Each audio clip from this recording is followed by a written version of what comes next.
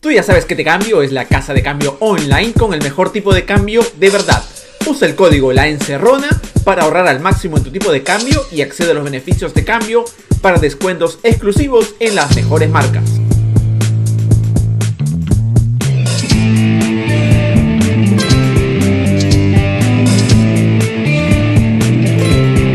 Hola, soy Jonathan Castro, bienvenidos a La Encerrona, tu mini noticiero en pandemia. Hoy es miércoles 6 de julio del 2022 y vamos a hablar de congresistas viajeros. Por un lapsus, la semana pasada descubrimos que el fujimorista Hernando Guerra García se había ido de viaje familiar sin regularizar sus licencias en el Congreso. Lo vimos en algo que parecía ser una playa o una piscina, mientras participaba virtualmente de una sesión de la Comisión de Producción. Guerra García admitió que no había pedido licencia para irse de ese viaje familiar y se justificó diciendo que él pensaba que durante esos días las comisiones en las que él participaba no iban a sesionar. Como aquí en el equipo de La Encerrona pensábamos que Guerra García no era el único congresista que viajaba sin pedir licencia, quisimos saber si habían más casos. Es bastante complejo saber si algún congresista viaja dentro del país, se va a algún viaje de representación o si se va de vacaciones a alguna parte del país, pero es un poco más fácil centrarnos en los vuelos internacionales. Por eso, el periodista Ernesto Cabral hizo una búsqueda del registro migratorio de 12 congresistas, casi el 10% del pleno, y encontró algunas cosas bastante interesantes. Primero hablemos de Patricia Chirinos, la tercera vicepresidenta del Congreso, miembro de la bancada de Avanza País. Desde que juró como congresista, ella ha salido al exterior en 6 ocasiones. Hay 2 viajes de esos que son particularmente interesantes. Uno de ellos es a España en diciembre del año pasado y el otro es a Estados Unidos en enero de este año. Fechas que coincidieron con 4 sesiones del Pleno del Congreso y una sesión de la Comisión de Presupuesto en la que Patricia Chirinos participa. Ella salió rumbo a España el 19 de diciembre del año pasado y 2 días después el Congreso sesionó para votar la moción de censura contra el entonces ministro de Educación, Carlos Gallardo. Desde España, o en realidad desde cualquier parte del mundo, porque lo que figura en el registro migratorio es la ciudad a la que originalmente llega, Patricia Chirinos marcó asistencia y votó a favor de censurar a Gallardo. La respuesta que ella le dio a Ernesto sobre por qué no había pedido licencia fue que la citación al pleno del 21 de diciembre llegó cuando ella ya se encontraba de viaje. O sea, al igual que Hernando Guerra García, ella pensó que durante esos días en los que iba a estar fuera del país no iba a haber trabajo para ella en el Congreso y por eso viajó sin solicitar licencia. Una semana después, el 30 de diciembre del año pasado, también desde el extranjero, ella marcó asistencia a una sesión de la Comisión de Presupuesto en la que se iba a presentar la entonces ministra de la Mujer, Anaí Durán, para hablar sobre la propuesta de ley que planteaba ayudar a los menores de edad que quedaron en orfandad a causa de la pandemia del COVID-19. Chirinos recién regresó al Perú el 10 de enero de este año. Ahora hablemos de su segundo viaje que nos interesa. 2 semanas después de haber regresado al Perú, el 29 de enero, Chirinos sale y 2 días después de eso vuelve a marcar asistencia en una sesión del Pleno en la que se invita al entonces canciller Óscar Maurta para que hable sobre las declaraciones del presidente Castillo respecto a que Bolivia tenga salida al mar. El 31 de enero, Chirinos da una entrevista al canal de Estados Unidos Mega TV que está en la Florida, pero no se presentó ni siquiera virtualmente al pleno que hubo al día siguiente, el 1 de febrero. Ojo que en el acta del pleno no figura que Chirinos haya pedido licencia alguna. Ese día más bien, ella expuso en un evento del International Institute for Democracy sobre los avances del socialismo y el chavismo en Latinoamérica. Al día siguiente, el 2 de febrero, hubo otro pleno en el que tampoco se registró virtualmente ni manifestó tener licencia. Muy probablemente no participó porque en esos plenos no se vieron temas políticos muy controversiales. Ella recién regresó al Perú el 5 de febrero de este año. ¿Qué le respondió Patricia Chirinos a Ernesto? Que ella regularizó su licencia casi 2 semanas después de regresar de su viaje. Ahora pasemos a la segunda congresista, Rosely Amuruz, también de Avanza País. Desde que juró al cargo de congresista, ella ha salido del país en 5 ocasiones. Pero hay una que particularmente nos interesa. El 10 de mayo, ella viajó a Estados Unidos. Ese mismo día, hubo una breve sesión del Pleno del Congreso en la que ella participó y marcó asistencia. Pero al día siguiente, el 11 de mayo, hubo otra sesión del Pleno en la que ella no asistió ni siquiera virtualmente. Ojo que en este acta del Pleno tampoco figura que ella haya tramitado una licencia para ausentarse. Ustedes pueden ver que en todas las actas del pleno siempre se registra qué congresistas tienen licencia oficial. Y en este caso, Amuruz no lo había solicitado. En cambio, el jueves 12 de mayo, también desde los Estados Unidos, Amuruz asistió remotamente a un pleno. Ernesto ha intentado contactar a la congresista para que nos explique por qué no pidió licencia, pero no nos ha contestado. Ahora pasemos al último caso, Alejandro Muñante de Renovación Popular.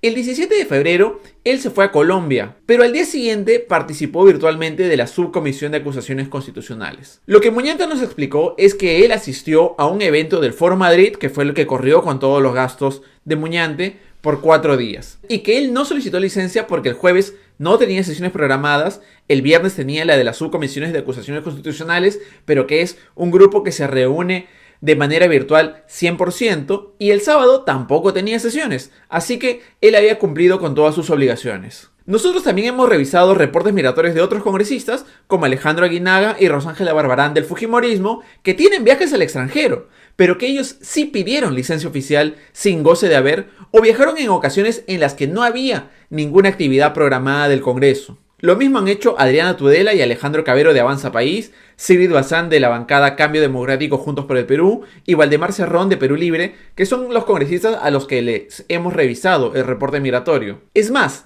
en 2 ocasiones Adriana Tudela devolvió el dinero que se le había asignado por semana de representación. Esto es algo muy similar a algo que pasó en septiembre del año pasado, cuando el congresista Guillermo Bermejo marcó asistencia al pleno cuando él se encontraba en realidad en un evento en Huancayo recolectando firmas a favor de la Asamblea Constituyente. Los congresistas de oposición, Jorge Montoya y Norma Yarro, lo criticaron severamente e incluso pidieron que vaya a la Comisión de Ética. Esto es igualito. Hemos hablado con 2 especialistas en derecho parlamentario y lo que nos han dicho es que el tema de la asistencia virtual es un tema que no está bien reglamentado en el Congreso. Formalmente, lo que dice el reglamento del Parlamento es que las sesiones virtuales se dan en circunstancias de gravedad que impidan el desarrollo de las sesiones presenciales. Pero en la práctica el tema se ha relajado bastante y no tenemos cómo ver si los congresistas le prestan atención a los debates desde una oficina o un espacio en el que pueda permitir su concentración, o simplemente están haciendo otras actividades y marcan su voto. Antes de cerrar, un datito más. El congresista Alejandro Cabero se molestó bastante cuando Ernesto le pidió que nos alcance la licencia que había tramitado y le mandó a decir que nos dediquemos a desenmascarar la corrupción del gobierno. Pero todos los días hablamos de los escándalos de corrupción. Como periodistas tenemos que fiscalizar a todos y eso es lo que hacemos. Así que no se moleste cuando nos toque fiscalizar lo que hacen los congresistas. Ya volvemos con los titulares de hoy aquí en La Encerrona. Conoce una de las 20 funciones de seguridad de Didi, la app de movilidad más grande del mundo. Realizamos una validación estricta del perfil de todos los conductores, revisando más de 6 documentos. Didi, tu seguridad no es un mito. Hola de nuevo, bienvenidos a La Encerrona, tu mini noticiero en pandemia. Hoy es miércoles 6 de julio del 2022 y estas son las noticias que son virales o deberían serlo. Y en España ocurrió lo esperable. Se fugó el ex juez de la Corte Suprema, el hermanito César Inostroza. Según el procurador anticorrupción Javier Pacheco, Inostroza se encuentra no habido, pues desde el 2 de junio no se sabe de su paradero. Ese día, él tenía que acudir a firmar los cuadernos de comparecencia. El ex magistrado se encontraba en Madrid con libertad provisional por un proceso de extradición que tenía con el Perú. Pero el grupo de localización de fugitivos de la Policía Nacional de España fue a buscarlo a su dirección en Madrid para hacer cumplir con la orden de búsqueda, ubicación, captura y detención que tiene con fines de extradición al Perú. Una fuente no identificada le informó a la policía española que el ex magistrado peruano ha viajado a Bélgica probablemente con el objetivo de salir de la Unión Europea. Para los que no se acuerdan quién es el hermanito Inostroza, él huyó del Perú en octubre del 2018 por el escándalo de los audios del Consejo Nacional de la Magistratura, en los que se mantenían conversaciones que lo involucraban en una red de corrupción llamada Los Cuellos Blancos del Puerto. Luego de salir de Perú de forma clandestina, él fue detenido en Madrid y pasó 6 meses en prisión. En abril del 2019, la Sala Penal de la Audiencia Nacional de España le concedió libertad provisional, lo cual incluía que él tenga que fijar domicilio en ese país y a la vez le prohibían salir de su territorio nacional. Además, le retiraron el pasaporte y tenía la obligación de comparecer ante el tribunal 2 veces por semana. Y Nostroza cumplió todas estas medidas hasta que los jueces aprobaron 2 pedidos de extradición al Perú y rechazaron un pedido de asilo al considerar que no había ningún interés político en su caso. Pasemos ahora a los temas que involucran al presidente. Ayer se realizó una diligencia fiscal que visitó Palacio de Gobierno, ya he perdido la cuenta de cuántas veces han visitado Palacio de Gobierno, a raíz de las investigaciones que se han hecho contra Jennifer Paredes, la hermana de la primera dama Lilia Paredes, que es como la hija del presidente, por haber ofrecido una obra de saneamiento en Cajamarca con un chaleco de la empresa JJM Espino Ingeniería y Construcción.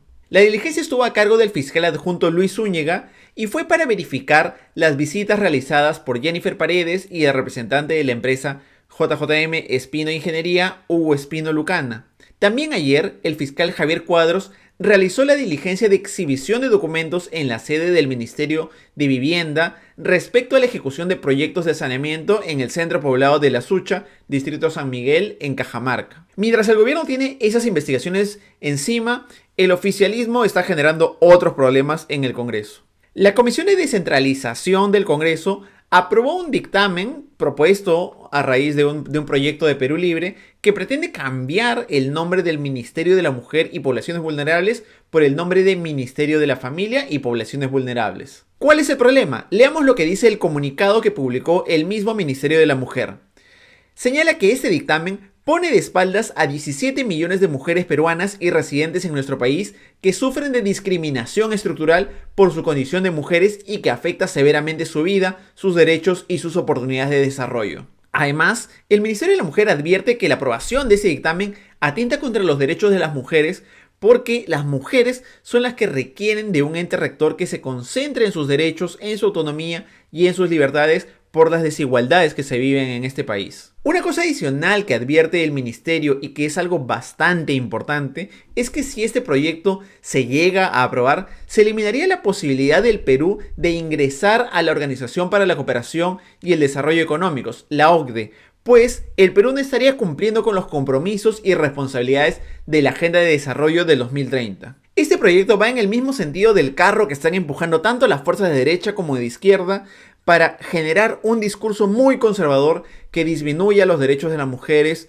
y sus oportunidades. Para que vean la importancia de los derechos de las mujeres, hay un tema que no puede pasar desapercibido, que es lo que ha pasado en la provincia de Condorcanqui, donde fueron quemados 600 expedientes de denuncias de abusos sexuales y tocamientos indebidos cometidos por profesores. Estamos hablando de expedientes de niñas indígenas que han denunciado abusos. La noche del 28 de junio, mientras los padres de familia y un grupo de profesores realizaban una marcha en la que pedían cambios en la gestión educativa, se registró un incendio en la UGEL que consumió ese local y 2 colegios cercanos, según reveló el medio Epicentro. El director regional de educación de Amazonas, Roger Guevara, dijo que los expedientes eran guardados en bolsas de yute para que no sean tan difíciles de eliminar. Guevara denunció la inoperancia de la fiscalía en los casos que le habían sido derivados. Ahora, con el incendio del UGEL, lo que se está perpetuando es, una vez más, la impunidad para los agresores sexuales y, peor aún, que las víctimas tengan que volver a pasar por el doloroso proceso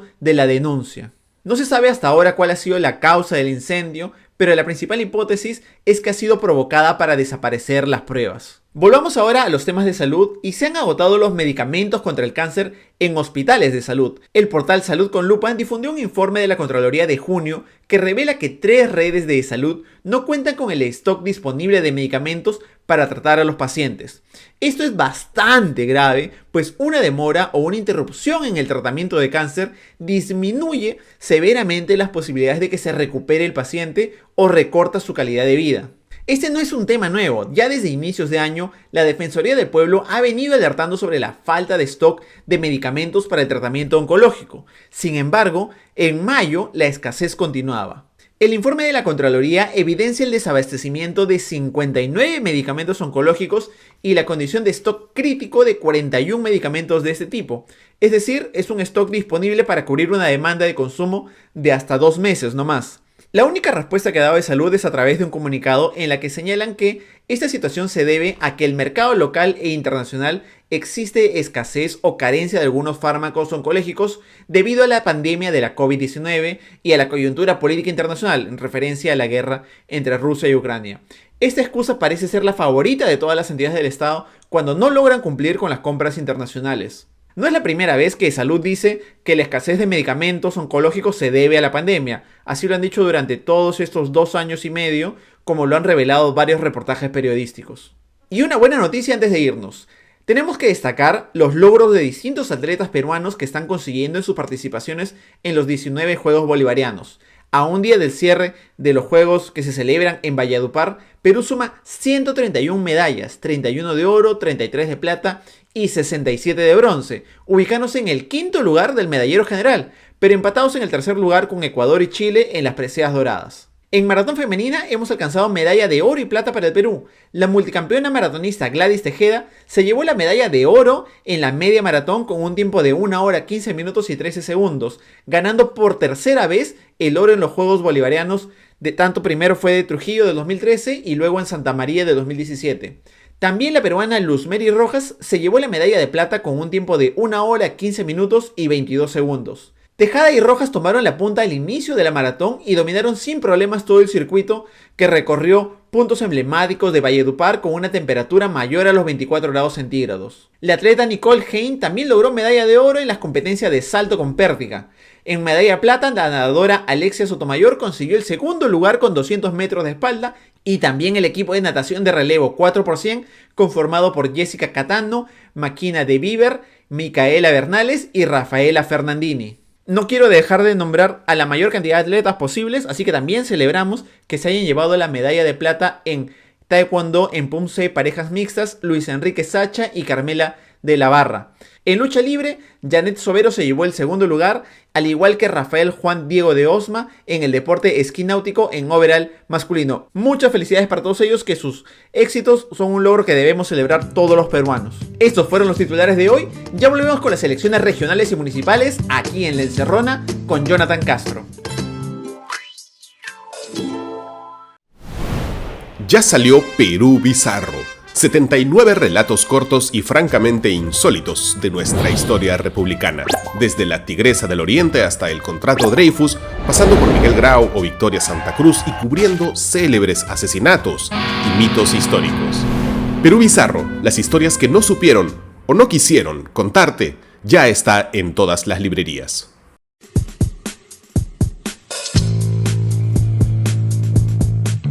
Bienvenidos de vuelta a La Encerrona, tu mini noticiero en pandemia. Hoy es miércoles de elecciones, pero antes de hablar de este tema, quiero recordarles que si tienen iniciativas para ayudar a las zonas más afectadas por la ola de frío, escríbanos al inbox del Facebook de La Encerrona. Por otro lado, no. Pueden ser voluntariados para apoyar alguna región, un barrio, un comedor, lo que sea que estén haciendo. Hoy nos toca hablar sobre los gastos de publicidad en Facebook que ya están haciendo algunos candidatos y líderes políticos. Ayer el comunicador Paul Maquet publicó este cuadro en el que se consolida toda la publicidad que se ha gastado en los últimos 90 días entre el 4 de abril y el sábado pasado 2 de julio en temas políticos y sociales en Facebook. Como ven, los que salen encabezando los gastos son los candidatos de Telesub, con unos 830.000 soles en 90 días, lo que quiere decir más o menos unos 9.000 soles diarios.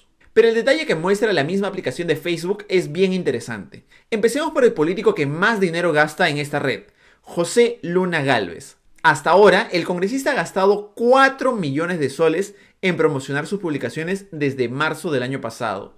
4 millones. Pero si nos limitamos a los últimos 3 meses, el congresista Luna Gálvez ha gastado 570.000 soles en publicitar algunos posts. Por ejemplo, para promocionar esta publicación pidiendo la expulsión inmediata de delincuentes extranjeros con el logo de Podemos Perú bastante grande, ha gastado entre 90.000 y 100.000 soles. Este otro aviso sobre una entrevista en Expreso en la que habla del sistema de pensiones lo promocionó gastando entre 70.000 y 80.000 soles. Dejemos al dueño del circo y pasemos a su candidato, Daniel Urresti. Ahí la inversión es bastante más bajita. Primero, en la cuenta que tienen del partido, hay avisos como este en el que dicen que le declaran la guerra a las mafias y a los choros que los ponen varias veces, por los que han gastado en total entre 15.000 y 20.000 soles para colocarlo principalmente en Lima. También se han gastado entre 7.000 y 8.000 soles por este anuncio para promocionar que su partido va en defensa de la familia cristiana, con los colores del movimiento ultraconservador Con mis hijos no te metas. Pero en promedio están gastando entre 1.500 y 2.000 soles para promocionar estos posts en los que, por ejemplo, señalan que van a neutralizar los lugares donde se vende droga o artículos robados. En la cuenta ya no de Podemos, sino en la de Urresti, también van gastando unos 22.000 soles en estos 90 días. Estas publicaciones se promocionan con un monto más bajito, unos 800 soles. Todo eso es muy aparte de los 34.000 soles que han gastado en promocionar la página del candidato a teniente alcalde e hijo del dueño de Telesub, el ex congresista José Luna Morales. Todo lo que se ha gastado en la campaña virtual de Podemos y Urresti, recuerden que es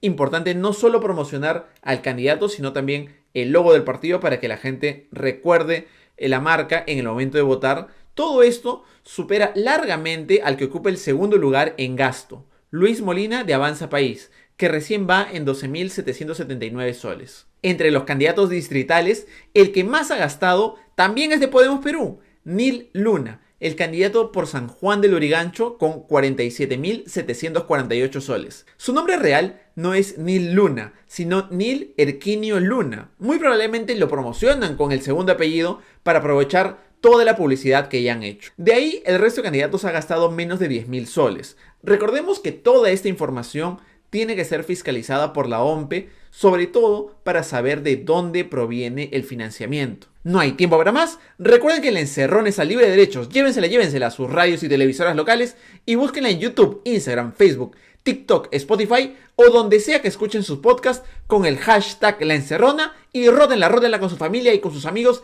que también quieren viajar al extranjero como si fueran congresistas, con ellos también, porque La Encerrona es gratis. Y es gratis gracias a todos los que yapean, a todos los miembros del canal de YouTube y también gracias a todos los que se suscriben vía Patreon, que es una plataforma muy segura de usar, muy fácil, inténtenlo. Y hoy es miércoles de streaming y queremos recomendarles el podcast Informe de los Bosques, que está en Spotify. Trata sobre la ansiedad y otras oscuridades y está escrito y narrado por Jaime Rodríguez Z. Eso es todo por hoy, soy Jonathan Castro y esto fue La Encerrona, el único noticiero que te manda un abrazo. Chao, hasta mañana.